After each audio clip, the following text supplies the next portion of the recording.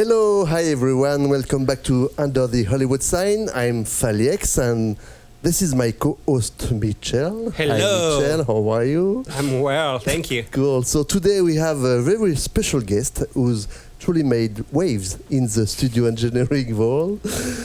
Shalev Alon is an award-winning mixing and mastering engineer for video game, film and TV, based right here in Hollywood. His journey began as a guitarist, producing music for artists across various genres. Upon moving to Los Angeles, Shalev gained experience working at numerous world-class studios, including Remote Control Production, which is Hans Zimmer's studio. Also for Disney, 20th Century Fox, Warner Bros, Netflix, blah, blah, blah, blah, blah, blah, a lot more. So we're going to begin the show now. He's worked on a range of projects from video game and movie to TV shows and even the Disneyland Parks.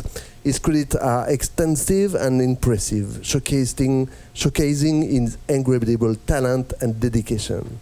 We are thrilled to have him here to share his journey and insight into the world of audio engineering. Hi, Shalev, how are you? Hello. Thank you so much for having me. Thank you, Michel. Thank you, Felix. Thank you so much. Cool. We're delighted. Yes, we are. No, it's a pleasure, and thank you for this nice intro. It sounded lovely. I couldn't do it myself better. You worth it. Did you recognize yourself? You sent it to me yesterday. But you said it well, you know. I can just write. That's all. It's all cadence. Yeah. No, the accent and everything. It sounds so good. It helps. I love it. But yeah, thank you for having me. It's a pleasure, and I'm always glad to share and talk about the industry and about the journey and about the project that I worked on, the struggles and the success and everything. Yeah. So we've got tons of questions for you. Let's get started right away. Amazing. What's your parkour? Let's say the pretty much everything from young age to till now. So I started to play guitar when I was 10 years old. This is where I kind of fell in love with music and this instrument world. And I chose to play guitar. I tried to be a little bit out, but guitar. It's I was like, no, I need something a little bit that will make the energy, I guess. And guitar was, something that I really fell in love. I started to play it a lot, and I did kind of the typical journey of learning guitar, and then classical, and then acoustic, and then electric guitar, and then I was in a band. And back in Israel, we were participating in famous singers and artists in Israel. So that was really to do this experience. Of course, I felt like it's a really good musical experience to have in your just to be in front of a crowd. And then after that, I started I have a little bit more interest in this, and I was how can I do? So I was introduced to the world of production, and then I studied a little bit how to work with Cubase and different DAWs and what is VST, what is MIDI, how do you record stuff. So I got a little bit into that, and then I felt this is something that I want to do. For me, this is something that I want to make a living of. And in Israel, the industry is very small. It's not as easy.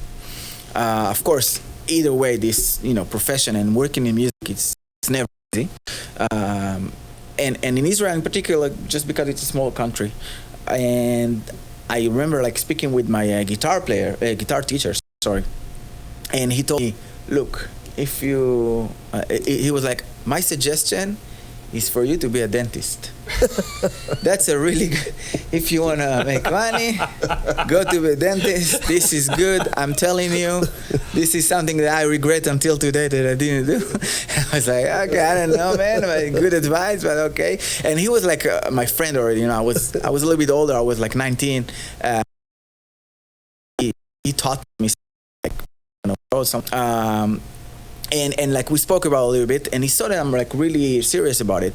So he told me, why don't you like explore the behind the scene like work, and I did. And as I mentioned, like started to deal with production and stuff like that. And during my the end of my every weekend, I went to this specific teacher who did like a lot of production in Israel, and he taught me like how to work in Cubase, and he taught me like more musical theory and recording and a lot of stuff. And we spoke a little bit, and I understood even before, like I had this, small idea of, but this idea I started to develop as I study more and more. And I knew that I want to move abroad, so I was taking a look about like, maybe going to Berkeley, maybe going to like, different places, maybe New York, something. And then I found out about a musician institute in Hollywood, right here. And I knew that at the end of the day, I will move here. I felt a bit more for me to actually come and study here as well. So I'll start to right from the get-go, and this is actually what happened. Like So you did the MI? Yes. Yeah, okay. Yes. But as a producer, So I went to MI as an audio engineer because okay. I felt like I skipped on that a little bit. But when I did my production, just the stuff that I learned. So I wrote some songs and I wrote some like musical pieces and whatever, and I found really. It's just like exploring sound and how can I improve the sound that I already produced and how to fix stuff and whatever. So I was in a place where I really thought that this is something that I have more interest in. And, I remember like back then where I just got introduced to this world. I was like, okay, let's see what just this job title. It's mixing. I think that I was like, okay, I believe like this is my title. When I came here, I did have some thoughts of like, okay, maybe I'll also produce, I'll see whatever here and there. But at the end of the day, like I found myself really like have an interest into that, into recording instruments, recording players, mixing them, like, working with an orchestra. Like that's something that I always wanted to do. So this is why I went here for the audio engineering program, which is 1 year program. Right. And what's really good about MI, which I really liked, and one of the big reasons also why I came, it's because most of their teachers are teachers that are still working in the industry. Right. They still have the connections. They still know what's the most like contemporary, music, studios, gear, everything. Like they know what's going on right now in the industry, so they don't teach you stuff that like being using whenever. Back. So I learned a lot about that, and it was also a really good place to make the connections with them because they're working, and you heard about like students who started to work with this lecturer or like this teacher, and maybe this teacher recommended about some like this is something that you do because like you create a relationship, and after 3 months into my study, I saw that there's an internship program, and same thing happened of like I had a really good relationship with one of my lecturers, and he told me, I can get you an interview at Hans Zimmer place, and that was like a really, Bingo. huge deal for me, because he had a connection with somebody that was, I think, in HR or something like that. So it was like, I can just get you an interview. From there you're alone, like whatever you'll do, like that's on you. And I was like, okay, yes, at least give me the opportunity. So he gave me, he put me in touch with them. I came for an interview.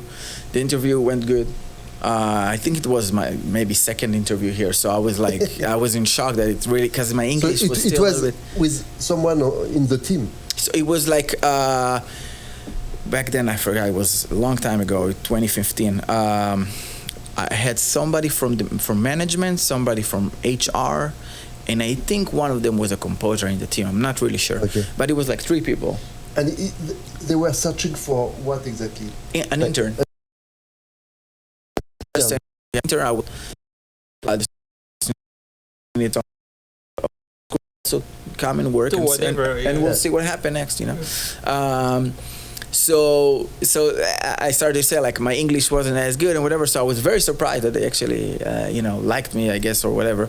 But yeah, after that, like I started to work there as an intern, doing the regular internship stuff, cleaning and coffee, lunches, a lot of stuff. I saw there's like specific people that you can like work for them, so they will notice you. So like, of course, all the interns were like, okay, who will make Hans coffee? Like that was the thing over there. and it wasn't actually an easy coffee to make. It was like one full page of like instructions of for the coffee. Java espresso with a whole milk from Germany. Something like that. Honestly, it was very specific, freshly imported, very specific. And I didn't had any like barista experience or something like that. Like I never made coffee or anything like that. And honestly, like I remember just like I was like, okay, I'm just gonna work on this coffee and make it perfect. So he will want just for me to make the coffee. And this is what I did. So did you learn in AMI to automate coffee? They are terrible. I think they are best now, This they don't teach you, That's a different program. Because obviously it works. It should be a full-on program, It's like but yeah. So like I started to be also in touch a little bit with his I forgot her title. I'm sorry, but like maybe a manager or his first personal assistant. Her name is Cynthia. She's an older lady. She's super nice, really amazing person, and I was in a really good relationship with her. So she was like, you know what? Every time I need something for to do for Hans, I'll let you know.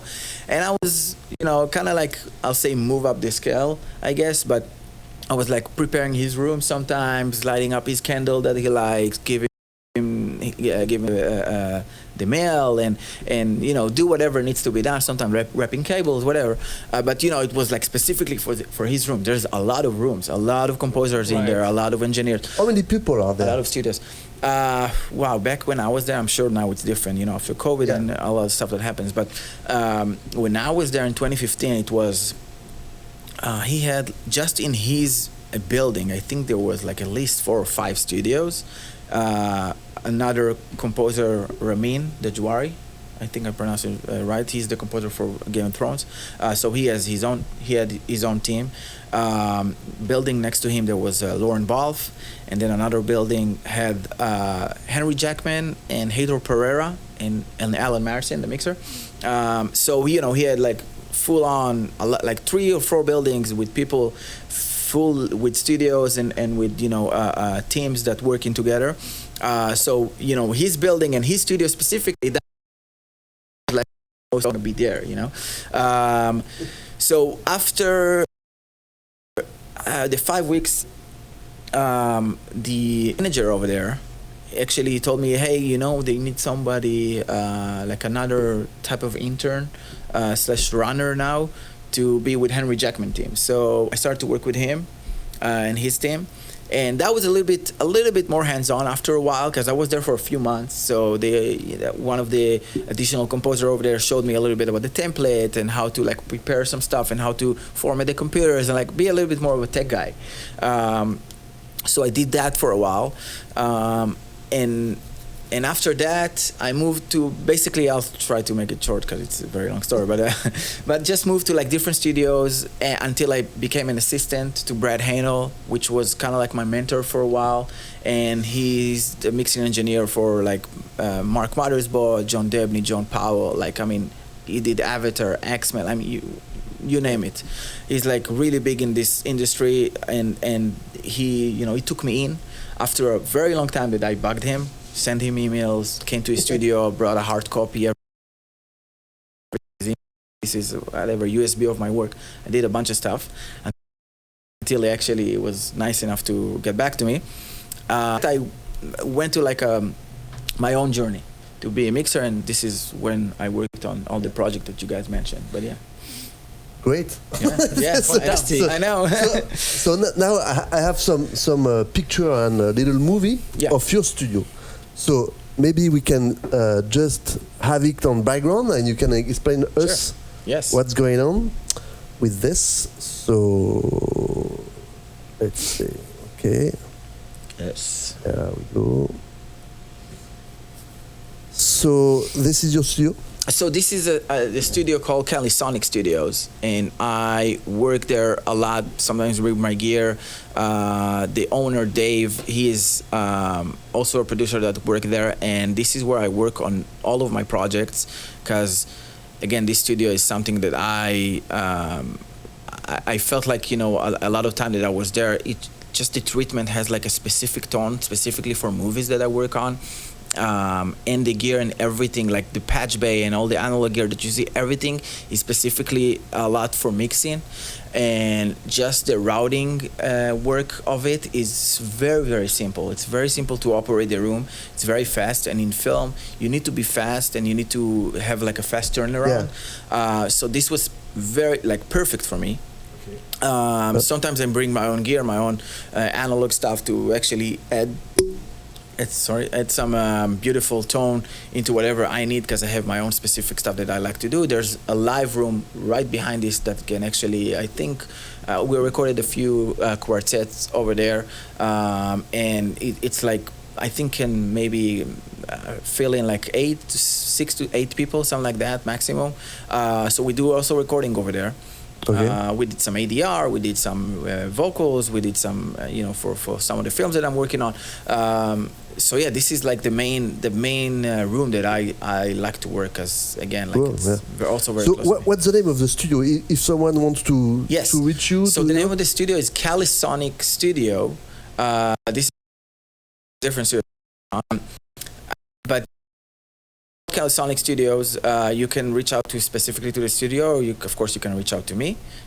I don't know if there's like something that, like a name of my Instagram or whatever. If you want to put it on later on YouTube on the Yeah, so if you want to reach out to me, of course. But yeah, this specific picture is actually that was for a project that I worked on, which I also produced. It's a pop album called Arsene for the he's an amazing pop singer, and we kind of took the idea that we had to create an album, like a world-class album, pop album, like it was made back in the days. So everything we did, this is cool, is live. All synths that you hear in the album is analog synthesizer, like the best one in the market. Everything was recorded live with amazing musicians.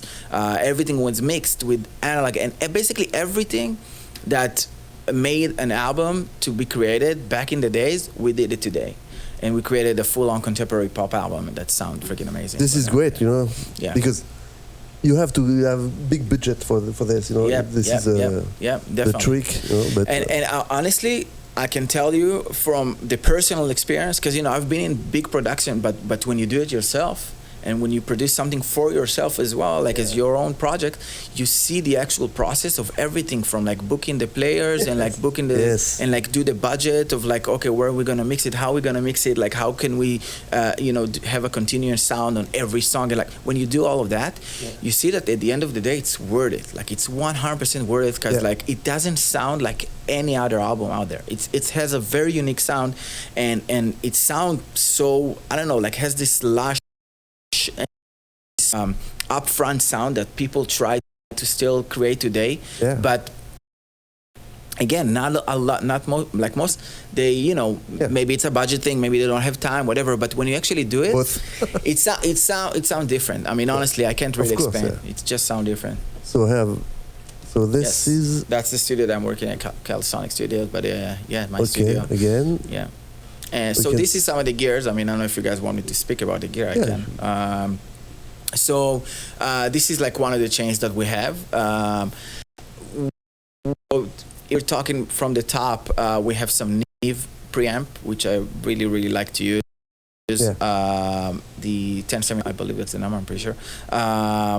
And if we're going down, so we have a few more preamps like API, SSL, Shadow Heels, and then we have some SSL EQs, specifically from the board. There's a 500 series, and then we have the SSL bus compressor on the right.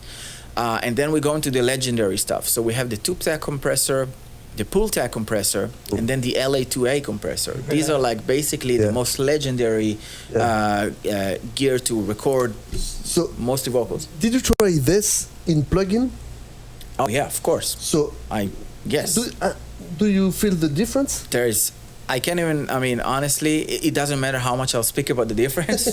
It No, will never quickly, express okay, the actual sound. I mean, But so I'll tell you. Is it still good? When I record like vocals with this, after I finish recording the vocals, they're done. Yeah. You don't need to do anything. When you, let's say you record now on a TLM 103 and you don't have a compressor, you go straight to your sound card. Okay. Now you need to compress it. You need to EQ it. You need to, I don't know, maybe put like DS or whatever. You need to do a bunch of stuff to make it sound like as you hear, I don't know, on Justin Bieber, Ariana Grande, whatever. These are the stuff, if you have, of course, also have the right mic, these are the stuff that you, after you record, you barely need to do anything. Like it's done. It's compressed enough. It's every quality. word, every vowel, it's like pronounced and sound really good in your face. Like you don't really need to fight to make the vocals be in the front. They're already in the front. That's it. I mean, there are reasons why certain gear is always in all the studios. Because they work. Exactly. It's that simple. Exactly. I mean, at the end of the day, like a lot of people try to invent the wheel, which is great. Yes, creative. But at the end of the day, if you want a good source, just use whatever everybody uses, and like whatever people from the 60s. Why? All the people try to go back to that sound. You know, they're like, oh, the Beatles sound, it sounds so amazing. Oh, the ABBA sound, I love ABBA. How did they? You know, like Pink Floyd, whatever. They use this stuff. This is why it's so good. And do you prefer recording over mixing, or it's for you is the same thing? I love mixing. Mixing for me, it's number one thing, 100%. I just love to do it. Like I feel, you know, a lot of the orchestra recording that I receive on a lot of the projects these days actually come from like Eastern Europe because of budget. So they record a lot overseas. So a lot of the recording I don't actually get to attend a lot unless I'm doing like a small ensemble, or maybe there's like a really big budget to record here in LA. But I'll tell you this, even the biggest movies that you see in Hollywood, most of the time the orchestra was recorded overseas, and maybe they send the composer, the engineer. That can happen. It's definitely that I'm recording here, which is, you know, I mean, I think it's a loss because the LA players are the best in the world. And less because now even with Nets, they're working with a lot of production abroad. Exactly. So, and the budget is different and blah, blah, blah. So, And then there's all the union thing here. There's a lot of like, you know, stuff that makes harder a little bit for the studios to hire the LA orchestra. So in my bunch of picture, I have this also. Yes. So can you speak about this? And we have the string of this. So Wonderful. We're going to see it after, So She Dreams at Sunrise, it's a short movie. Animation that one of my clients, Stefan L. Smith, a wonderful and super talented composer, worked on that. And he actually won the Hollywood Media and Music Award in the year. That was, I believe, last year, if I believe right, or maybe 2 years. I'm pretty sure last year. His award for that because it's a silent movie, so it's only music for 10 minutes. Wow. Okay. And he recorded the orchestra in Budapest, and I attended the session remotely. Of course, we heard everything, and you know, everything sounded beautiful.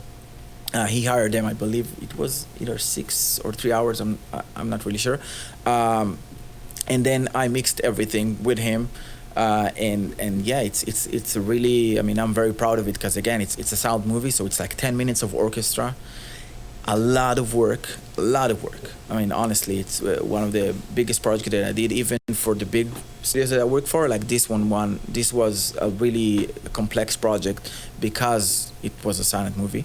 And I'm very proud that it actually won because we worked very hard on it. I have a little video where we see you, I think,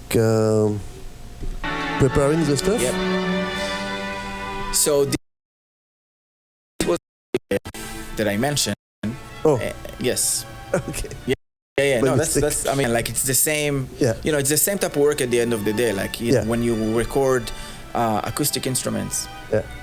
Like string session. This was a quartet. Like again, if we're talking what I mentioned before about the source, Yeah. if you have a good source, same, man. I got those like quartet, and I just duplicate them, of course, to make them sound bigger and like a full-on orchestra. But it was so easy because I used the right mic, I had the right gear to use them because I went to the like you just Right players. Yeah, the right players, exactly. right, yes. That helps. One of right. That's actually the first thing that you need to think about, how good the players are. But yeah, you know, there is Al Schmidt. He's like a really big mixing engineer. Mm-hmm. You know, I believe he's like the only mixing Hollywood star in the Avenue over there. Oh yeah. And The only one? Yeah, I believe so. Yeah, I believe he's the only mixing. We can go there tonight and and one of his thing, he always say on his like all of his interviews, he never like use anything. He mix everything while he's recording. He just he print the full mix in the recording. That's like crazy, just because he knows what mics to use, what's the distance, how to use it. Of course, it's like top-notch players, so you know the performance will be amazing. But just the sound, the balance, he just do it, boom, print it, send it out. Yeah. Oh yes, that's really quite something. Really famous one. Like you want like good engineering for intimate. 100%. But that's, you know, I'm not sure what was behind the scene, but I'm sure it was like, you know, a few takes, and he just like did his, you know, quick mixing on the board and send it off to mastering. Yeah. Because I mean, it's amazing. Yeah, he's. When you know what you're doing, you know what you're doing. Exactly. That's the way I put it. So now we have the scoring session. Okay. And we perfect. can. So let me.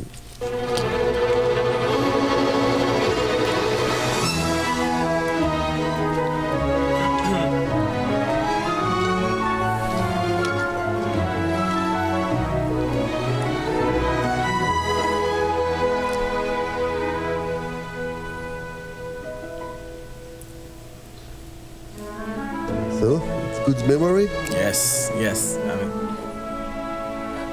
That's the one in Budapest, right? yep. Okay, I've been to that room. Oh, okay. Oh yeah. And this was recorded during COVID time. Yeah.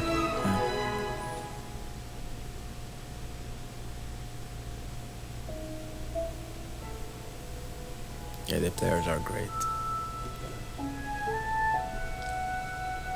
So the sound we are listening to is It's after mixing. after mixing. Yep. Yeah. Because I say it's I have a technical question. How do they send the Like, what did you do? I'm like, you know What what? did you do? Yeah. quick technical question. How do they send you the tracks? Are they all discrete, separated, or just like a stem? So, you have, depends how big the orchestra, but you have close mics, Yeah. you have the decatry, Yeah. then you have room mics, and sometimes you have surround mics. Right. I don't know where the score is gonna go next. But this is all the mics that you see in the room. Yeah. So And- close mic then. basically. Close mics, there's a lot. Sometimes on like, you know, only maybe first violin. Sometimes it's like on. It depends on how big. You know, if you have like, I don't know, just like 20 violin players, then you won't Yeah. have each mic on each specific Yeah, one. well, You'll yeah. have like a few, maybe 5 close mics. Yeah. So that's basically how it was recorded. And then I received the session with all the playlist all together, and then I connect, of course, with the composer. We tweak whatever needs to be tweaked. We choose the takes, we choose everything, and then I start to mix. Of course, Sure.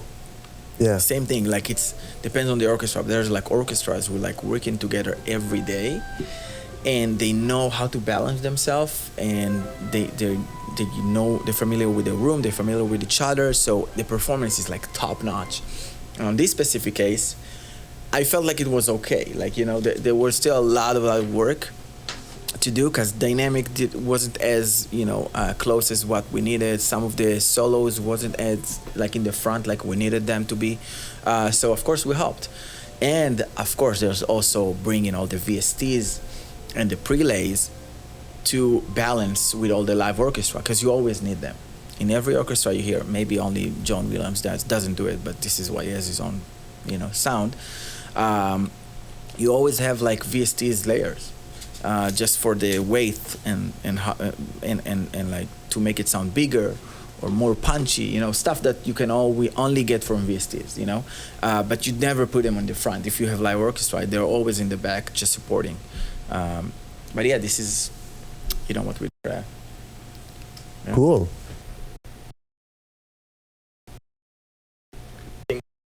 Yes.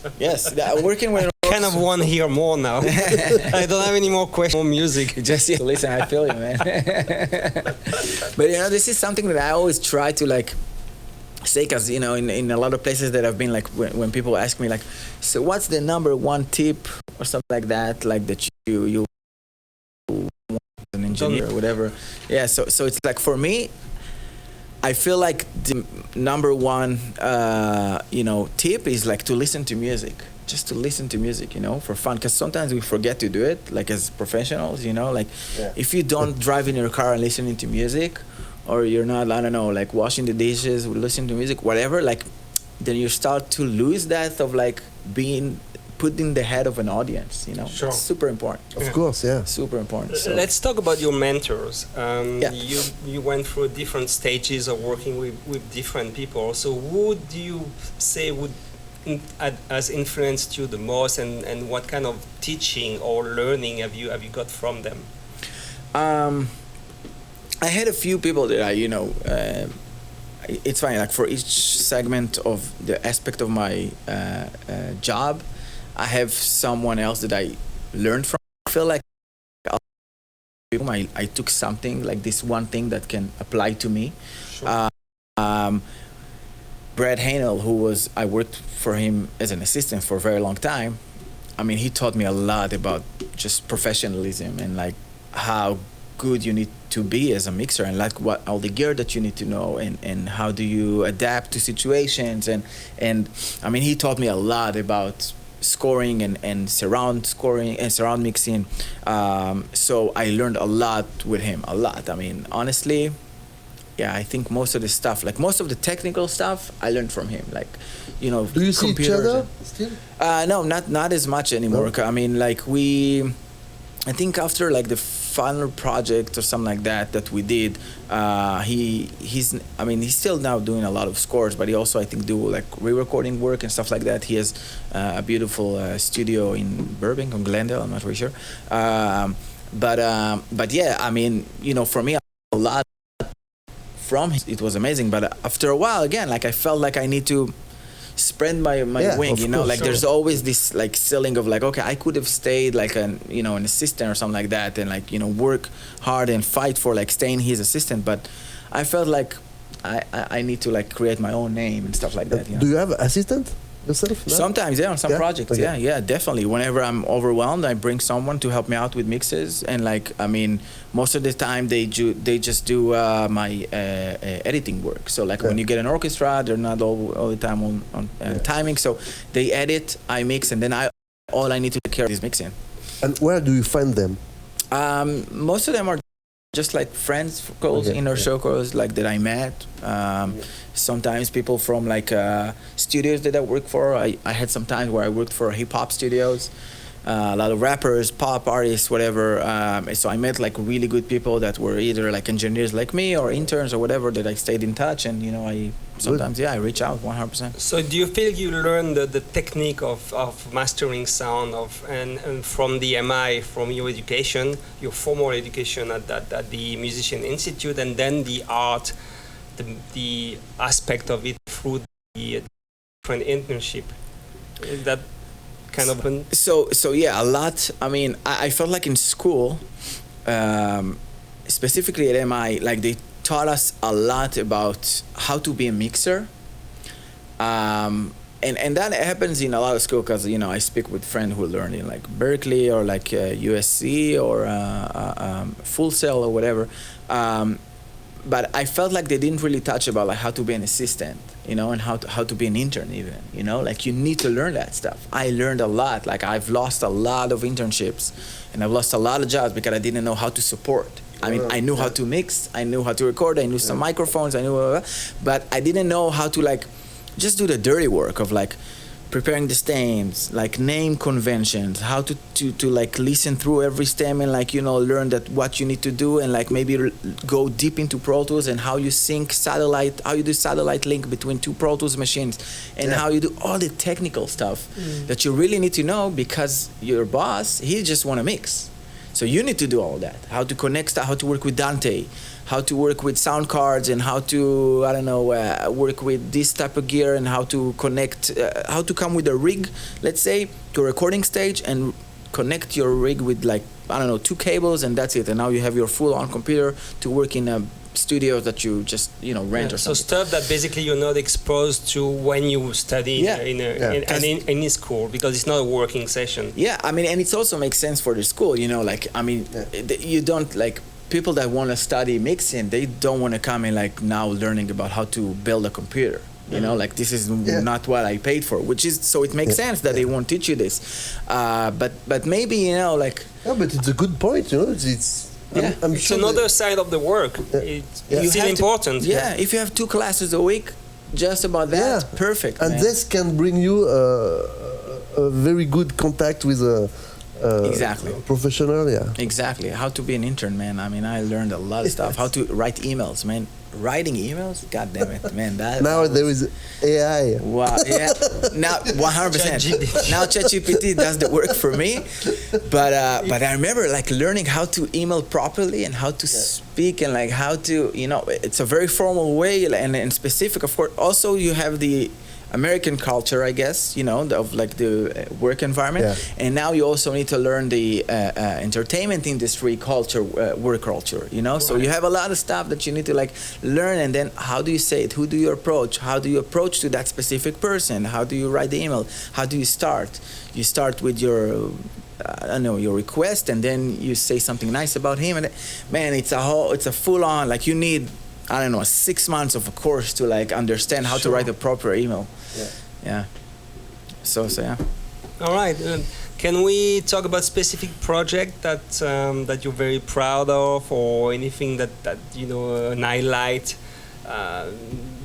that features you? And I don't know if you have any video or any sound for that. So I have 2 videos concerning a mix. I have before the mix and after the mix. Perfect. So I don't know. I like. Please. So you can. Let's do that. Let's do that. Let me before the video. Yeah, do your thing. Don't invert them. Like, what? Well, the first one sounded better. The first one sounded better. What the flu? I'm like, wow. Okay, so.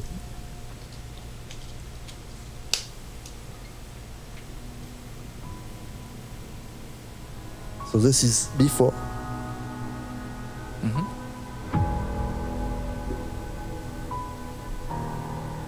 And we can see the timeline. Such a lonely day, and it's mine, the most loneliest day of my life.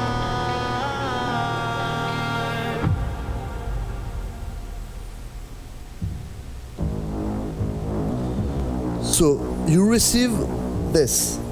Yep, I received the stems. Okay, so you put the stem, you're listening. Okay. And I mean, you can hear that this production is like pretty good already. Like it's very good. That was for a trailer for a music library that I did, and they sent me a custom trailer that they worked on. Yeah. That's a good part to see the before and after.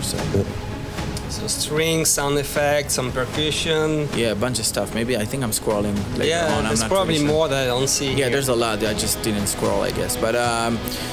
But yeah, so you get a lot of like elements. Right. You hear them, and then you start to divide them. See like, okay, watch, you know, each instrument, each element, what he needs. And I start with the balance, and then maybe panning, and then I start like a little bit sugar coated with like EQs.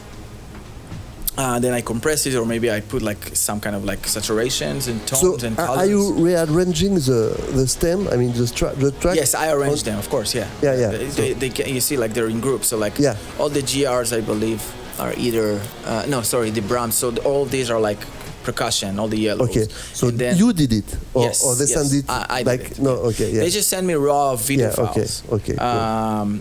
And maybe on the next video, on the after. Yeah. Oh, So it's- now it's we're the gonna same, listen the after. Okay. After your touch, after your magic Yeah. touch. So much better already. Ah, thank you. I can hear now.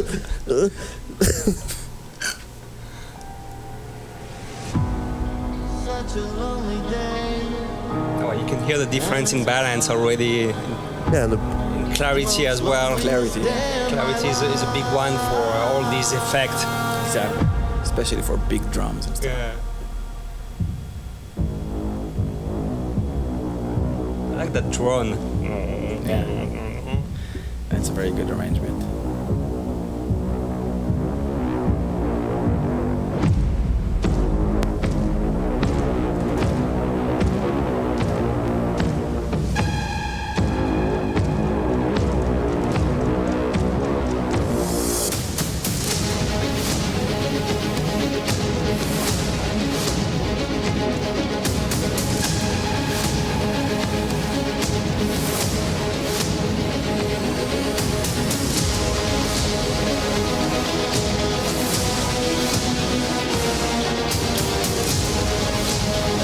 and there is no organic instrument on this. Everything, I believe everything was VST, I'm Yeah. pretty sure.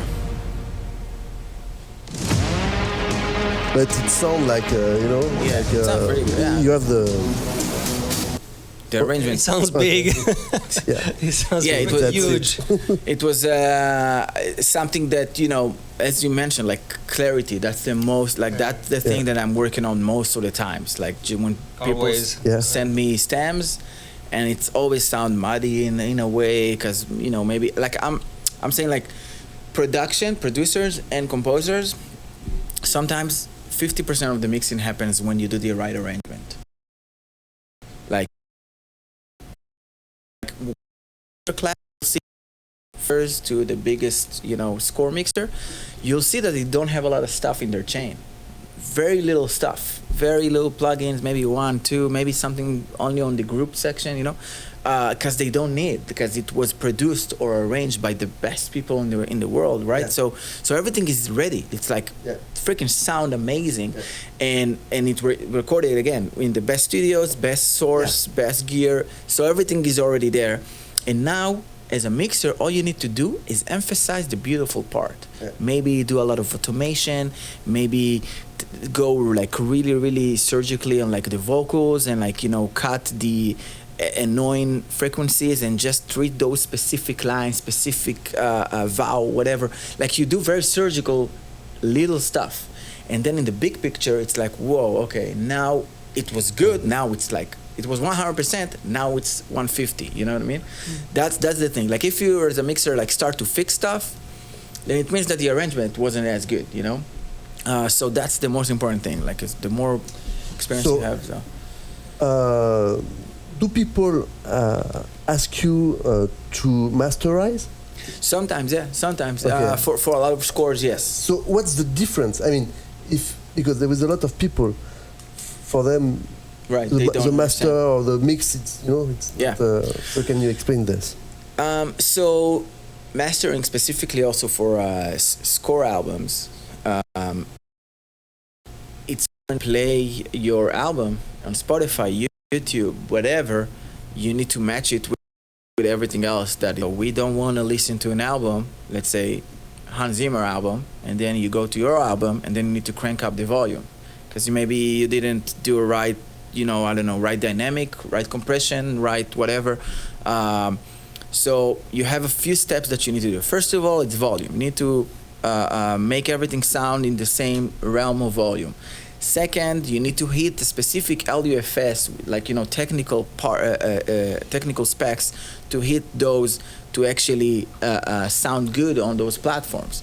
Third, you need to make everything sound in the same color. So like if one track sounds very dull and very dark, and the other one sounds super, bright and lush and whatever, you need to like find the middle ground between them, because you need to make the whole album sound like it's in the same album, and not like you're hearing like something else. So you need to do that. You need to take care of like a lot of QC, which, you know, quality control of like if there's clicks, maybe clipping, maybe something that is not right in the balance that you did before and you don't have enough headroom. There's a lot of stuff that you need to take care of. I feel like it's a more technical part, but it's also a lot of QC for what you did before, maybe stuff that you didn't found out before. And then you feel a little bit about like the creative side of like, oh, maybe I'll do this, maybe I'll do that, just to see, maybe we'll, Okay, so you told us, for example, if it for Spotify, you want to match a certain quality, but okay, there is Spotify, but there is Tidal, there is other stuff. So how do you do this? I mean, do you do a general one? I do for general one. Everybody, or people ask you different? So it depends, of course, on the budget. Sometimes it's a general thing, and sometimes I do it specifically for like YouTube. It can be one thing, and then for like the other platform that you can group together. Sometimes if somebody want to put it in Apple Music maybe, and they want it like in a different quality, or like different sample rate or whatever. So I do that specifically. Sometimes people want mastering just for vinyl. So you need to master specifically for vinyl, and that's a whole different world that you need to touch. So you can go with like a general thing, but if you really want to invest and like make sure everything sound good on every freaking platform, yes, you need a little bit more of like, you need to invest a little bit more. 100%. Quick.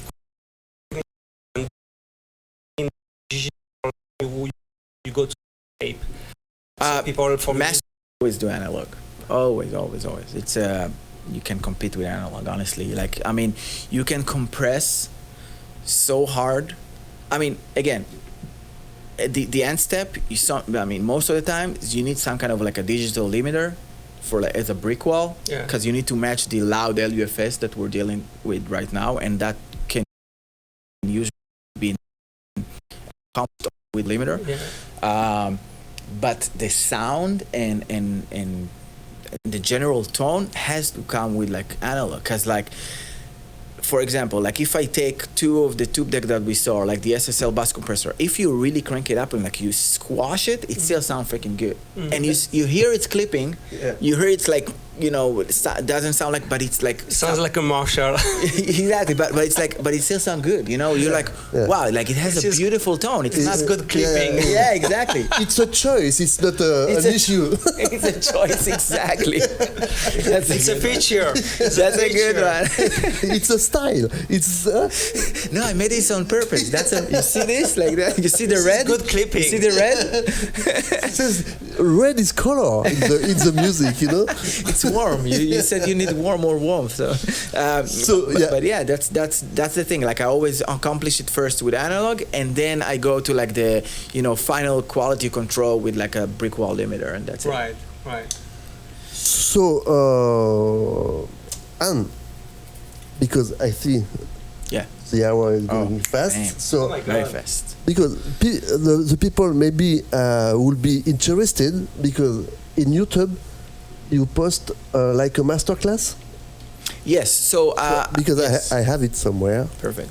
This is I can explain a little bit about it before. This is a masterclass that I did for a video game conference called Nordic Game Conference in Sweden. And I did like a lecture / masterclass for them about score that I did for video games. And this was one of the projects that I kind of like showcased how I did it. So people can see it, watch it. Yes, this is on YouTube. Okay, so we will put the link. Yeah, you can put the link. After. 100%, that would be good. Yeah, you can always find, Shalev Alon on YouTube. Yeah. It probably will pop on up. YouTube. It's Shalev Alon, like. It's Shalev Alon Nordic Game Conference, I believe. That would be like more specific. But yeah, I mean, if you write Shalev Alon mixing, you'll find it on the first page at least for sure. Okay, cool. Yeah. So I think I'm just listening, right? So like, if do you do a lot of music for games and things like that? Oh, cool! We have a session. Yeah, that's a full-on session. So I'm like talking about it. Can I? Yeah. Go. Enjoy it. Because I don't know when I'm starting to like the line. Already. where do I open the folders? So each folder has like specific section, like strings, brass. Oh, okay. Everything was recorded live. Okay. And then I'm starting to like What's WW? woodwinds. Oh, woodwinds, of course. Yes. Do I open? Oh, so now I open the string section, and now I show all the recording that I received from the stage. So you see, you have close mics, you have the Deca, you have basically everything over there, and I just go. You see how I don't have a lot of plugins? It's what I said. It's One all plugin. Yeah, one or One two. plugin, and then some tracks I even don't have plugins. A little bit, like maybe one or two. That's it. Most of them are just like sound good, and then you see a lot of automation that I did. Yeah. That's most of the work that I'm doing. A lot of automation, a lot of creative work about like where everything needs to come in, how loud, and basically this is what I did. Like on you'll see. Let's see if I open one of the. Wow, I speak a lot. Come on, show us the good stuff. No, this is just routing. I see some Japanese kanjis. Or maybe Chinese. Didn't I speak about the strings a little bit more? I believe I did. It's a pretty long masterclass, so it makes sense. Let's see. Wow, no. Anyway, but yeah, like you have very minimal plugin work, and then most of the work is just automations on the reverb, on the volume. Everything is here. You just have to. Everything is manual. That's what I'm saying. A lot of people, and I spoke about it also on a different podcast. Like, there's a lot of people, like, of course, with AI and AI plugins and AI blah blah blah. Yes, it's great. Use it, but never do your final product with it. Never. Like, go manually. Like, there's a lot of plugins that can do whatever I can do, but they will never do it the same because they won't. They won't have like they won't think about the other element. They'll just do whatever a computer does, Yeah, so they format their own way of thinking. Yeah, they're like, oh, you want me to work on this specific track? Okay, I will work only on this track. Yeah. But no, when you work on a specific track, you need to work it against the other tracks. Right. And a computer will never do that. So, unless, I don't know, maybe in years. About right now. But today's music, do you find that the music tends to be a little bit overcompressed and with crushing dynamics and stuff? Yeah. It's always been like that anyway. If you think Yes. of it. The more we progress, I think one of the loudest songs that came out, the pop songs, was a Harry style something as I am. No, I am. I forgot the name of the song. Anyway, that was like -5 LUFS. Mm-hmm. You know how loud that is? It's like dubstep loud. It's like a totally different realm of genre of music. So it's like, back then we had pop where it was hit like ABBA or Michael Jackson, whatever. It was hit like around, I don't know, maybe -18, I don't know, something like that. Today, man, we jump to -5. Mm-hmm. It's crazy loud. What I see a lot in the composer tracks that I receive is like the dynamic range is pretty narrow, Mm-hmm. and sometimes I only have like 2 or 3 dBs of dynamic range, which means over compression and over limiting, and it's to me it's detrimental to the enjoyment of the music because it's like so flat. I mean, everything, if you think about it, everything progressed together. So like back then you played music only on vinyl, right? So vinyl can only handle so much volume, and then the needles start to like jump, right? So, and then you have computer. So like computer can handle a little bit more volume, and then people start to use headphones and not speakers. Mm-hmm. So in headphones now, you need everything to be in the same volume, so you won't have to turn up and down all the time. So everything progressed together. Technology and music needed to adapt. So, chicky-wicky. So that's the I like that. But that's it makes sense also. You know what I mean? I mean, we need volume normalization for sure, but you still at the same time need to let the music breathe. 100%, I agree. I mean, if you ask me, every time I get a chance, I buy a vinyl, I listen to the stuff on vinyl, and you can't beat that stuff, man. It just sounds way freaking better. All right. Any last thoughts? We only have a few minutes left. Any recommendation for aspiring new engineers, and what would you recommend to them? In terms of career choice, go to a school, don't go to a school, go Right. directly into a studio. Yeah. Well, I'll say don't waste too much money on school. Try not. I mean, Expensive. It's very It's expensive. really expensive. Yeah. It's very expensive. Our industry is very hard. I didn't have a lot of chance to speak about it, but I struggled a lot to find work. I mean, at the end of the day, it's entertainment. Spoke with, so I'll try to but we sell air. You don't. It's not a physical product. We sell air. Music, it's air, and because we're selling air and we're selling emotion, your music can cost 50 cents, but it can cost $1 million to another person. So you don't really have value to music, because music you can get for free today. Yeah. I don't need subscription. Sadly. I don't need nothing. I can go on YouTube and listen to how much music I want. Maybe I'll have a commercial, but whatever. I'll still listen. So this is why you need to gain a lot of experience in the field. That's far more important to understand that. And until today, even for me, I worked on big projects and whatever, but I still look for work all the time. I still say yes to projects that I want. If I have a good month or a bad month or whatever, you still need to do this, because you're building your own business. And even, let me tell you that, I will never say names, but even the biggest people in your field that you think, they also look for work, and they also say yes to projects that you never heard about, because they all only post about the big stuff they worked on, but they also worked on the small stuff because they needed the money or they needed the whatever. Of course, but they won't tell you that, because this is the world we're living in. Yeah, you have to put the good stuff first. Exactly. Yeah, of course, and even that's a really important thing, because a lot of people think wow, you only worked on the big. No, it's not reality 100%. You always need to strive for more work, more clients, 100%.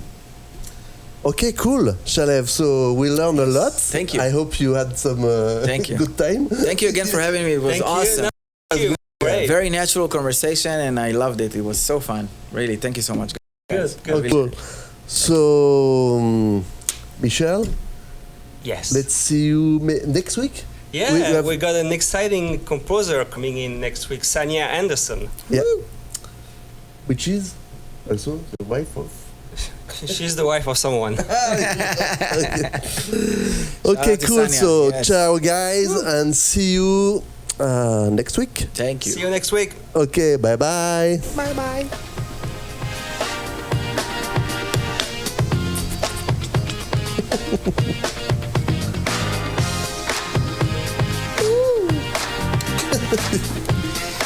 Yo.